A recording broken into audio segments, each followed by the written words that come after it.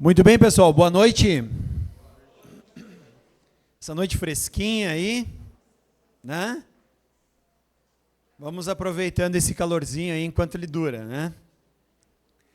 Então vamos lá, hoje eu quero conversar com vocês um assunto que eu já comecei com vocês, já há bastante tempo, e eu disse para vocês que eu ia fazer algumas incursões na carta de 1 João, e hoje então eu quero fazer mais uma dessas incursões.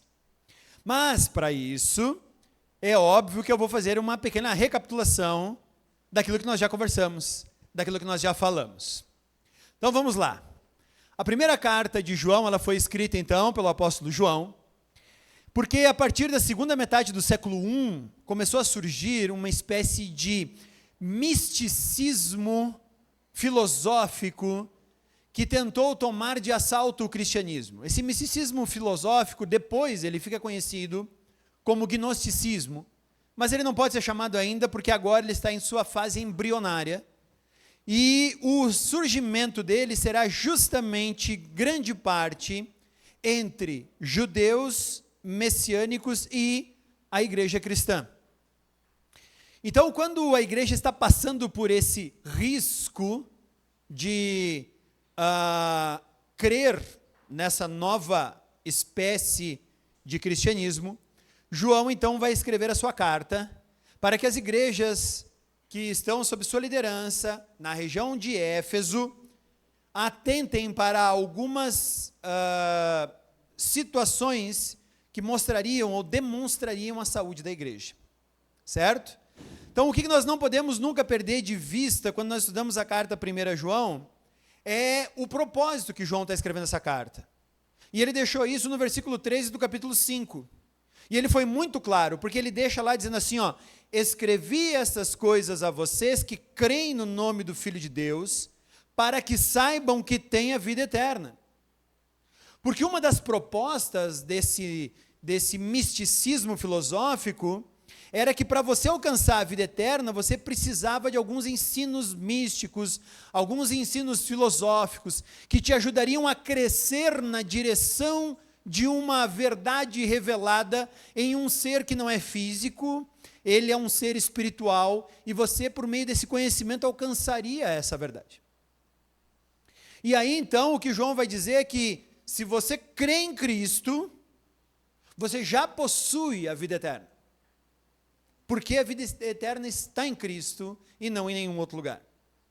Além disso, João ele escreve então dizendo, ok, como é que ele vai formar? Ele chega no final dessa carta, no versículo 13 do capítulo 5, dizendo por que ele escreveu. Mas quais são as linhas pelas quais João vai nos conduzir a respeito de chegarmos a essa conclusão verdadeira? Então, João, ele vai falar isso por meio de duas linhas que vão conduzir toda essa primeira carta.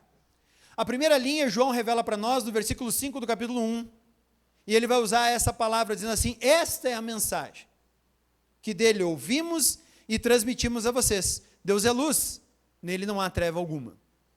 Então, a primeira linha para a qual João nos incentiva a andarmos dentro desse cristianismo, no qual nós já temos então a vida eterna, é andar na luz. E João agora vai explicar o que é realmente andar na luz. E essa é uma das coisas que eu quero que a nossa igreja remonte, relembre, repense. Porque eu vejo que hoje há muito cristianismo por aí andando no escuro. Há muito cristão por aí não andando na luz. E João vai nos dar as diretrizes sobre o que realmente é ser um cristão e o que é andar na luz. E a segunda linha na qual João anda, então, é no capítulo 3, versículo 11, onde ele vai mudar essa primeira linha com as mesmas palavras que ele introduz essa primeira. Ele bota, esta é a mensagem, ó, mais uma vez ele vai agora usar das mesmas palavras. Essa é a mensagem que vocês ouviram desde o princípio, que nos amemos uns aos outros. Para João, então, um bom cristão, ele precisa ter a vida medida por duas réguas, que se equiparam, que é andar na luz e é amar o próximo. Essas duas regras não importa se você tem uma delas muito elevada. Eu amo todo mundo. Mas se não anda na luz, não adianta. Você está perdido. Não, eu ando na luz, tenho uma santidade enorme, mas não amo o outro, também não importa. Você não tem a vida eterna. Então, João ele nos dá duas réguas, nas quais ele vai pedir para que nós mesmos possamos medir a qualidade do nosso cristianismo. Então, as grandes perguntas que eu devo fazer para mim mesmo, quando eu olho a carta de 1 João, é: será que eu estou andando na luz? Será que eu tenho amado o próximo? Porque ali vão estar agora as grandes qualificações a respeito dessa carta. Da primeira vez eu falei nessa primeira carta e usei 3 trechos separados, nos quais eu disse que João estava nos ajudando a vislumbrar pilares de um cristianismo saudável. E esses pilares seriam assim: aquilo que você pensa sobre Cristo, e João diz que se você não crê que Cristo é Deus, você é um mentiroso. Também, então, eu tenho que, além de pensar corretamente a respeito de Cristo, eu preciso agora ter uma vida que é evidente pelo amor que eu tenho ao próximo. Então, eu usei essas 2 réguas que João teve. E a terceira que eu falei, que é a evidência de um bom cristianismo, é ter uma qualidade na nossa moralidade. Se aquilo que nós conhecemos de Cristo é aquilo que nós aplicamos. Então eu tenho que cuidar a respeito sobre quem Cristo é, do amor que eu manifesto às pessoas ao meu redor, e a terceira delas é se eu tenho cuidado da minha santidade a respeito de pilares ou alicerces morais que eu estabeleço em minha vida. Mas hoje, eu quero que a gente comece agora, então, bem especificamente, a olharmos esse primeiro pilar de João. Será que nós temos andado na luz? O que é andar na luz? Como saber se estou andando ou não na luz? Então eu quero te convidar a ler os versículos 5 até o versículo 10, encerrando o primeiro capítulo dessa epístola de 1 João. Então você pode abrir aí a sua Bíblia, em 1ª epístola de João, capítulo 1, nós leremos o versículo 5 ao versículo 10, e aí nós vamos meditar a respeito da nossa vida, então, a respeito disso. Vamos lá? Todo mundo abriu?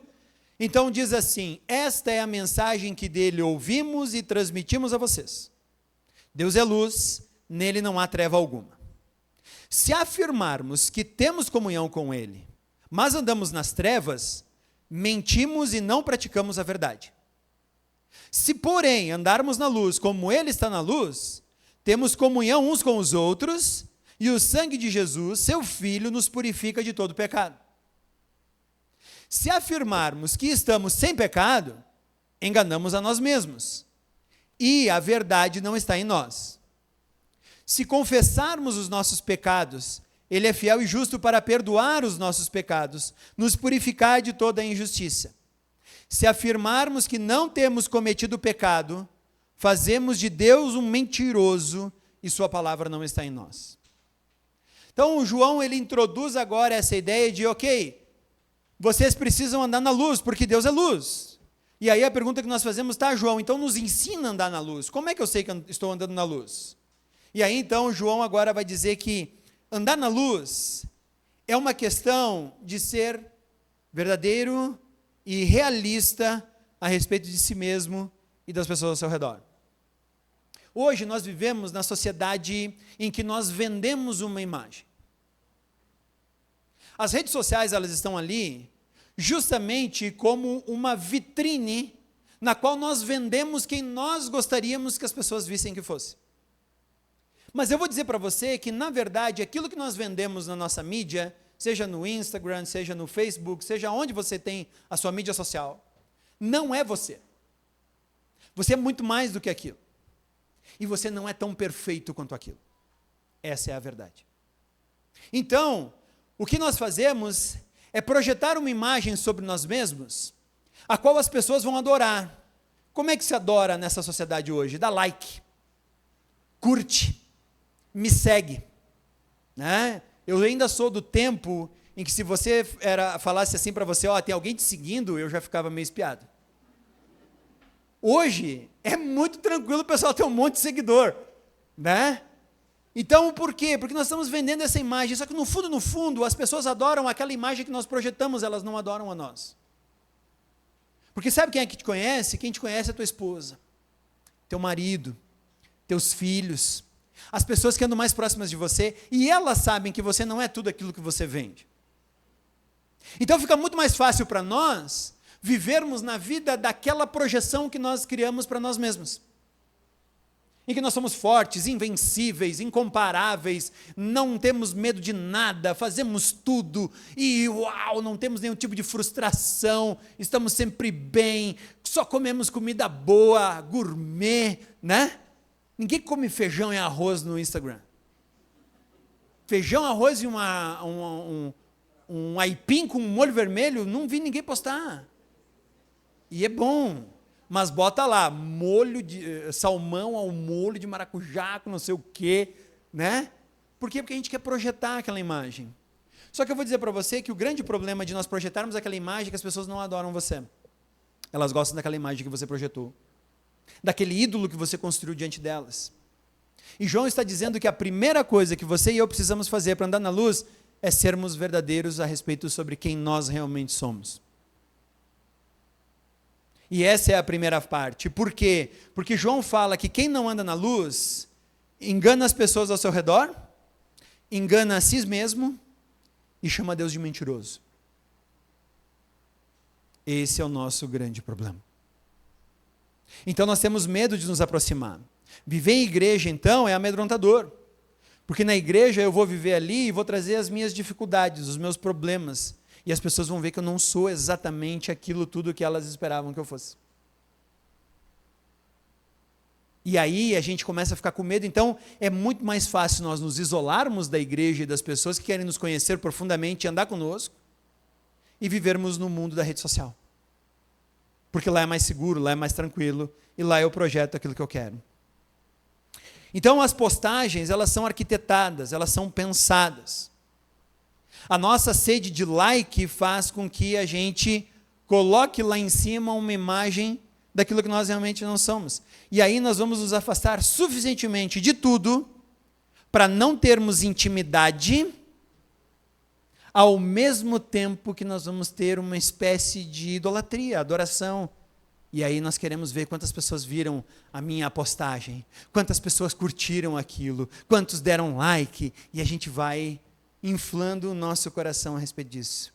Então, João nos lembra que a nossa atual caminhada com Deus ainda tem um grande problema ali que nós não conseguimos ainda resolver plenamente, chamado pecado. João diz o seguinte: se você está em Cristo, a culpa pelo pecado já não existe mais. O peso que estava sobre você a respeito do pecado cometido, se você está em Cristo, ele levou embora. Mas nós ainda não fomos plenamente eliminados da presença do pecado, porque ainda não fomos glorificados. João vai nos mostrar que o melhor ainda está por vir, e nós ainda não somos tudo o que nós poderíamos ser em Cristo. Para isso, precisaremos completar a nossa transformação, e para completar a nossa transformação, é só quando Ele voltar e nos buscar. Então aqui nós ainda vamos ter algo chamado pecado, mas nós estaremos presentes com o pecado. A presença do pecado será eliminada quando Cristo voltar, mas nós ainda seremos pessoas que praticam o pecado. Então a pena do pecado já foi paga. Não tenha medo disso, não tenha problema com isso, não há nada que a cruz de Cristo não possa ter pago. Mas a presença do pecado ainda é real. Dizer que não comete pecado é tentar aparentar algo diferente. É uma tentativa de enganar as pessoas ao nosso redor. Por isso que nós chegamos e viemos discutindo dentro do carro e falando atravessado, mas quando chega naquela rua Simão d'Ambrós, nós mudamos o semblante.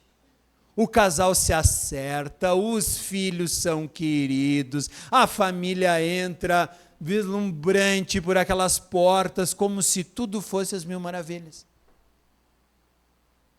E aí João diz que isso é um grande problema, porque nós precisamos mostrar uns aos outros o quão limitado nós somos, as nossas dificuldades, e nós temos que ser muito francos em dizer que a nossa vida é assim. Por quê? Porque só assim, quando confessamos nossos pecados, e mais adiante ele vai falar isso, é que nós então poderemos ter o perdão desses nossos pecados. Confessem os vossos pecados uns aos outros, para que sejam curados. Então, se a igreja não fosse feita de pessoas assim, João não precisava ter escrito essa carta. Então, a primeira ilusão é que nós tentamos enganar a nós mesmos. E tentamos dizer, não, eu não sou assim, eu não preciso disso, eu não preciso de discipulado, eu não preciso de grupo célula, não preciso de ninguém me dizendo como eu tenho que conduzir, eu quero conduzir do jeito que eu quero. Só que eu tenho que dizer para você que cuidado, porque o jeito que você quer é o jeito onde o pecado está presente. Ah, então tudo que eu faço é pecado? Não, nem tudo. Mas ele está presente em uma boa parte. Que você precisaria ouvir de pessoas a respeito disso, que talvez vão te ajudar a dizer, olha, eu acho que isso aqui não está de acordo. Por quê? Porque Cristo se manifesta por meio da igreja. A igreja é a manifestação de Cristo hoje na terra.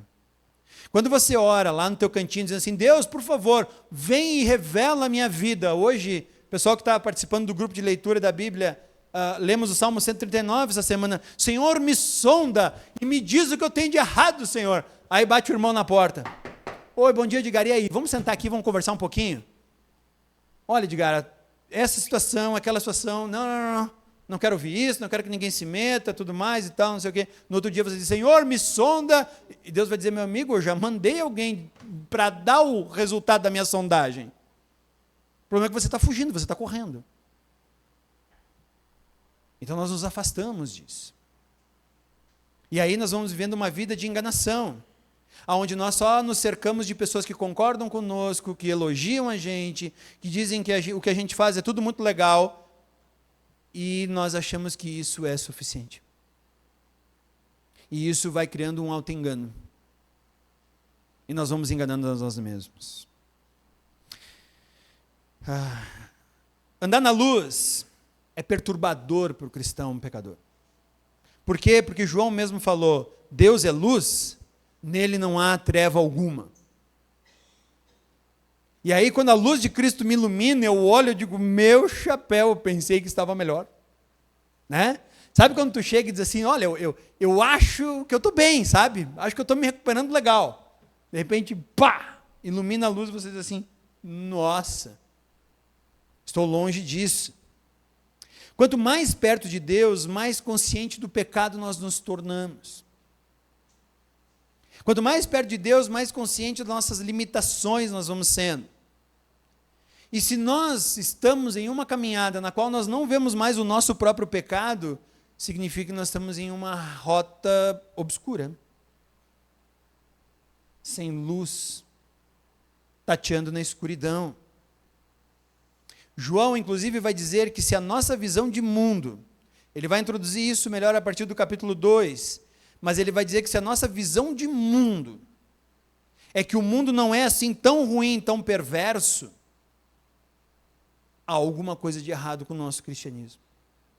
Se os valores do mundo, se aquilo que o mundo compra, aquilo que o mundo oferece, não é para nós um tanto quanto estranho e diferente, ao contrário, nós nos engajamos naquilo que o mundo nos oferece, João diz que aí tem alguma coisa estranha com o nosso cristianismo. Se os valores do mundo, que está entregue ao pecado, e está entregue à rebelião a Deus, não nos causa desconforto, tem alguma coisa errada. Tem alguma coisa errada. Então, se o cristão ele está tentando viver uma vida na qual ele quer conquistar o mundo, e as coisas que o mundo diz que são importantes, talvez ele não está mais correndo a corrida do cristianismo. Isaías, capítulo 6, se você quiser, você pode abrir rapidamente o livro de Isaías, capítulo 6. Se não quiser, tudo bem, eu vou ler rapidamente aqui os primeiros 5 versículos em que Isaías diz assim: no ano em que o rei Uzias morreu, eu vi o Senhor assentado num trono alto e exaltado, e a aba da sua veste enchia o templo. Acima dele estava o serafim, cada um deles tinha 6 asas. Com 2 cobriam o rosto, com 2 cobriam os pés, e com 2 voavam, e proclamavam uns aos outros: Santo, Santo, Santo é o Senhor dos exércitos. A terra inteira está cheia da sua glória. Ao som das suas vozes, os batentes das portas tremeram, o templo ficou cheio de fumaça. Então eu gritei: ai de mim, estou perdido, pois eu sou um homem de lábios impuros e vivo no meio de um povo de lábios impuros. Os meus olhos viram o Rei, o Senhor dos exércitos. Isaías reconheceu que vivia em um mundo rebelde a Deus. E vivia em um mundo onde as pessoas ao seu redor eram rebeldes a Deus. E aí você pensa, não, Isaías está falando isso de um país pagão, um povo que não conhece a Deus e nunca recebeu a lei. Não, não. Ele está falando isso de dentro do templo do Senhor, no coração da nação de Israel. E ele diz: ai de mim, estou vivendo no meio de um povo de lábios impuros. Pior que isso, também eu sou um homem com lábios impuros. Então, vivermos a rota de andar na luz significa não tentar enganar o próximo e também não nos enganar a nós mesmos. Nós precisamos reconhecer o pecado em nós. Não adianta eu olhar para o mundo e dizer: ah, não, esse mundo está perdido mesmo, esse mundo precisa de Cristo, esse mundo está precisando entrar realmente naquilo que Cristo pede, estabelece, como se eu não fizesse a mesma coisa que eles. Como se dentro da igreja não houvesse picuinhas, falar pelas costas um dos outros, fazer jogatinas de pessoas contra pessoas, de criar rancor, de ultrapassar o outro para trás. Nós fazemos a mesma coisa. Então, a primeira coisa que João fala sobre andar na luz é não enganar as pessoas ao nosso redor. A segunda é não enganar a nós mesmos. Mas a terceira é não tratar Deus como mentiroso. Ele fala que se nós dissermos que nós não temos pecado, Deus é mentiroso. Por quê? Porque ele está dando um diagnóstico errado. Deus errou o diagnóstico, ele me chama de pecador, mas eu não sou. E se eu não sou pecador, para que eu preciso do filho dele morrendo na cruz? Eu não tenho pecado. Então deu, a coisa já foi. O trabalho de Deus de eliminar o pecado que começa em Gênesis 3 e acaba em Apocalipse 20, então é uma mentira. Deus está fazendo alguma coisa de errado e não tem como mudar isso. E eu sei que hoje nós vivemos uma espécie de cristianismo em que resiste de o cristão se chamar de pecador. Eu entendo a proposta deles, mas eu preciso constantemente lembrar que o pecado está presente à porta, tentando a todo momento encontrar uma brecha na qual ele vai entrar, e ele vai manchar a minha santidade. Como é que a gente resolve isso? Andar na luz. Como é que nós andamos na luz? O povo gosta de memorizar Romanos 12, 1 e 2. Se eu pedir aqui para você falar Romanos 12, 1 e 2, provavelmente você vai citar de cor. Me cita o versículo 3 de Romanos 12. Me cita o 3, não o 1 e o 2. A gente não decorou, a gente só decorou o 1 e o 2, mas o 3 diz assim: por isso, pela graça de Deus que me foi dada, eu digo a todos vocês, ninguém tenha de si mesmo um conceito mais elevado do que deve ter, mas ao contrário, tenha um conceito equilibrado de acordo com a medida da fé que Deus lhe concedeu. Paulo está falando isso dentro do contexto de sermos um sacrifício vivo, santo e agradável a Deus, no qual nós vamos oferecer a nossa mente como um sacrifício vivo. E a próxima coisa que Paulo diz é: então tenha um conceito correto a respeito de si mesmo. E você assim continuará sendo um sacrifício vivo. Então andar na luz é confessar o nosso pecado. Como eu já falei aqui para vocês uma vez, Inclusive, citei um exemplo de uma vez que eu estava andando de bicicleta e volta e meia meu pneu furava. Eu digo, mas o que tem? O Ricardo estava lá, o Flávio também estava lá. Lembra? Eu indo para a praia, o pessoal indo embora e eu lá furando pneu. E eu lá furando pneu. Os caras pararam e disseram, o que está acontecendo? Eu digo, cara, está furando meu pneu. Aí eles disseram, mas tu já tirou o espinho? Eu não. Ô, velho, tem que tirar o espinho. E aí eles me ensinaram a... Não adiantava eu pegar uma câmera nova, colocar lá, se aquele espinho que estava dentro da borracha do pneu continuasse ali, ela ia continuar furando. Hoje, sempre que furo um pneu na minha bicicleta, eu procuro espinho. Eu tiro o espinho. E aí, sabe o que acontece? Demora mais para ele furar de novo. É assim o pecado na vida do cristão. Volta e meia, nosso pneu vai furar. Volta e meia, o pecado vai furar o nosso pneu. Mas não vai ser para sempre furando o nosso pneu. Por quê? Porque nós removemos o espinho. Como é que se remove o espinho? Andando na luz. Tendo um alto apreço à santidade que nós temos. Então, andar na luz é confessar o pecado. Andar na luz é ter uma visão realista de nós mesmos. Andar na luz é saber que os nossos relacionamentos devem existir por meio de um ambiente de perdão. Por isso, nós temos que amar o nosso próximo, não porque o próximo é legal. Eu gosto muito de meme no Instagram. Eu gosto porque, sei lá, eu tenho essa minha veia cômica. Se você falar palhaço, eu vou ficar bravo. Eu tenho uma veia cômica muito dilatada. Então eu gosto de coisas engraçadas, né? E esses dias eu estava passando por um meme, e o meme dizia assim, amar o cristão, tudo bem. Qual é a dificuldade? É o cristão. Outro dizia assim, amar o próximo é tranquilo. Qual que é o problema? O problema é o próximo. Eu não concordo com isso. Sabe por quê? Porque a Bíblia não diz que nós devemos amar uns aos outros porque o outro é legal. Porque o outro é querido. Porque o outro é perfeito. Sabe por quê? Porque nem você é. Nem eu sou.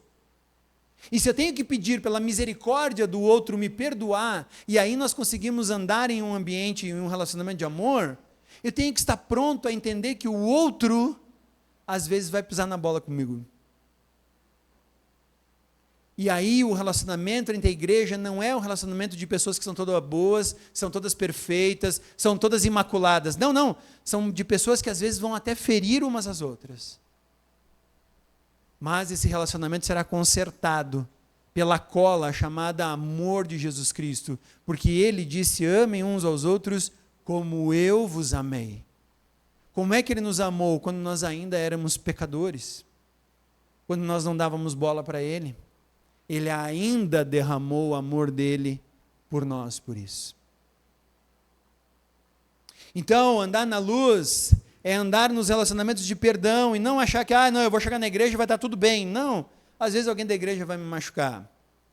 Às vezes alguém da família vai me machucar. Mas eu ainda assim estendo o perdão a ela.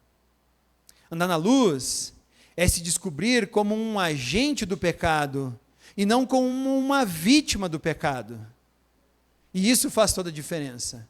Eu sou o pecador, porque às vezes o problema é que eu acho que o pecado do outro me torna uma vítima. Não, eu ainda continuo sendo um agente. Se afirmarmos que estamos sem pecado, enganamos a nós mesmos.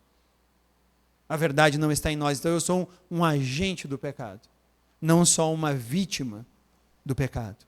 Andar na luz é saber que nós mentimos, nós magoamos, nós somos egoístas, nós somos rebeldes a Deus. Mas ainda assim, nós temos graça suficiente derramada sobre nós para que tudo isso seja revertido em amor, em paciência, em andar uma segunda milha. Andar na luz é se arrepender.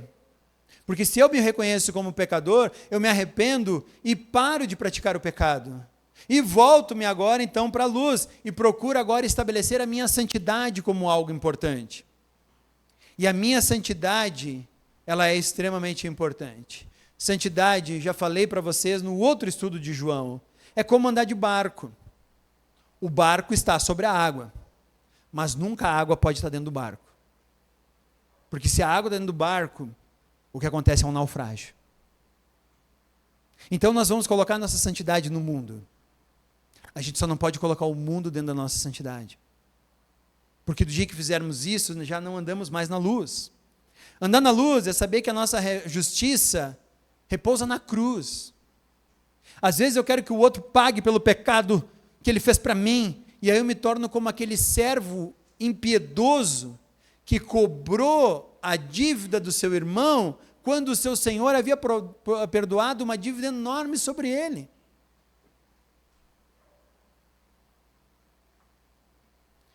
Andar na luz é ter comunhão com o Pai e com os seus filhos. 1 João, capítulo 1, versículo 1 a 4, que nós não lemos, porque eu acho que ele explica tudo isso, porque João vai falar na sua introdução da carta que a vida se manifestou em Cristo, e aí ele diz assim: proclamamos a vocês o que vimos e ouvimos, para que vocês também tenham comunhão conosco. Nossa comunhão é com o Pai e com o seu Filho, Jesus Cristo. Andar na luz, andar na comunhão com o Pai é fazer parte da igreja, é estar dentro da comunidade chamada igreja, é fazer parte desse corpo. Por quê? Porque ali Deus vai trabalhar conosco, ali Deus vai nos lapidar e nos transformar em diamantes, mas nós vamos precisar dessa lapidação. Por isso nós devemos tomar muito cuidado com essa ideia de que podemos ser bons cristãos sem participarmos de uma comunidade. Primeiro porque eu sou muito arrogante. Se eu não participo de uma comunidade, eu estou dizendo assim: tenho todos os dons, sou perfeito. E Paulo vai dizer lá em 1 Coríntios 12 e 14 que você não tem todos os dons. Pelo contrário, você precisa do outro para que outros dons se manifestem em você. Então, além de ter tudo isso contribuído, o outro vai nos lapidar de tal forma que nós vamos nos tornando cada vez melhores à imagem de Cristo. Então, andar na luz também é participar de uma comunidade. Ah, mas a minha comunidade é chata. Bem-vindo ao grupo. Se achar a igreja perfeita, nem entra, deixa ela continuar perfeita. Porque se você entrar, você estraga. Ela vai deixar de ser perfeita. Andar na luz é encontrar seu significado pleno em Deus e não no mundo. O mundo está aí. O mundo está lutando bravamente pela tua atenção, pelo teu tempo, pela tua dedicação, pela tua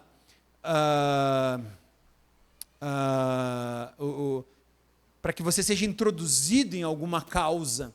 O mundo está te oferecendo todos os dias essas oportunidades.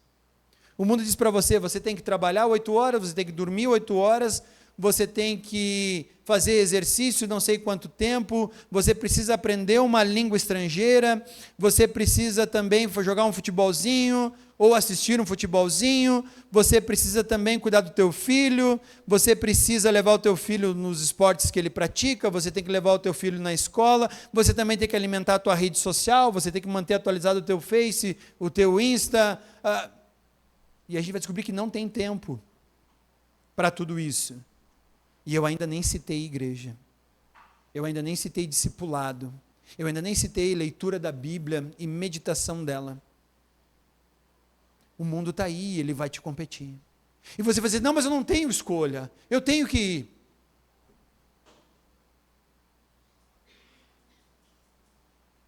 Andar na luz é encontrar que o nosso significado não está no mundo, nem nas coisas do mundo, nem nas vitórias do mundo, nem que o mundo faça para nós uma estátua gigantesca e se prostre para nos adorar quando nós morrermos. Nosso significado ainda não está ali. Nosso significado está em Deus.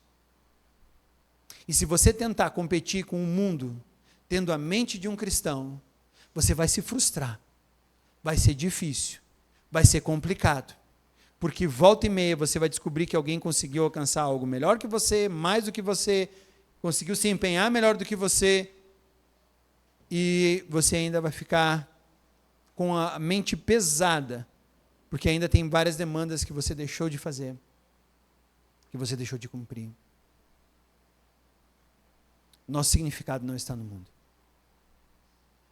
Então João está alertando a nós, igreja, por meio das palavras que ele usou para aquelas igrejas ao redor da cidade de Éfeso, das quais ele era um dos presbíteros e bispo, dizendo assim: andem na luz E andar na luz começa por reconhecer a si mesmo como um pecador, entender que o outro ao teu redor também é um pecador, e andem agora todos vocês debaixo da autoridade de Deus que está resolvendo a questão do pecado em vocês, desde Gênesis, capítulo 3, versículo 15, quando ele promete um descendente a Eva. Nós vamos falar mais sobre andar na luz, e João vai estender esse texto a partir do capítulo 2, mas hoje nós vamos encerrar por aqui. Minha pergunta é: você gostaria de andar na luz? Você está disposto a levar o teu cristianismo de tal forma, de tal cuidado, que nós nos reconheceremos por andarmos na luz, assim como Deus é luz? Essa é uma situação complexa para nós. Mas João fala, no versículo 5, no capítulo 5, versículo 13, se você é filho de Deus, saiba que você tem vida eterna. Se você é um filho de Deus, você tem que andar na luz. Vamos baixar nossa cabeça, vamos orar. Senhor Deus, nós entregamos essa tua palavra, inspirada, por meio do teu servo João, para nós hoje aqui. Que tu estejas nos ajudando como comunidade a andarmos na luz. E que o mundo não brilhe mais do que tu brilhas em nós. O mundo vai ser apenas aquilo que nós vamos usar para que tu seja formado em nós, mas não seremos raptados, nós não seremos entregues como reféns a tudo isso, porque nós ainda sabemos quem somos, e nós somos os teus filhos. Como João introduz a sua carta, temos comunhão plena contigo e com o teu filho, assim como temos uns com os outros, e com isso a nossa alegria se torna completa e plena. Ajuda-nos a sermos uma igreja que anda na luz, pessoas que andam na luz, para que tu possas ser formado em nós. Que possamos continuar a nossa caminhada pela carta de João, entendendo o que realmente é andar na luz, para que a nossa santidade seja preservada e a nossa caminhada contigo possa ser de tal forma feita que nos leva a ser parecidos contigo. É isso que nós pedimos, em nome do teu Filho Jesus Cristo. Amém.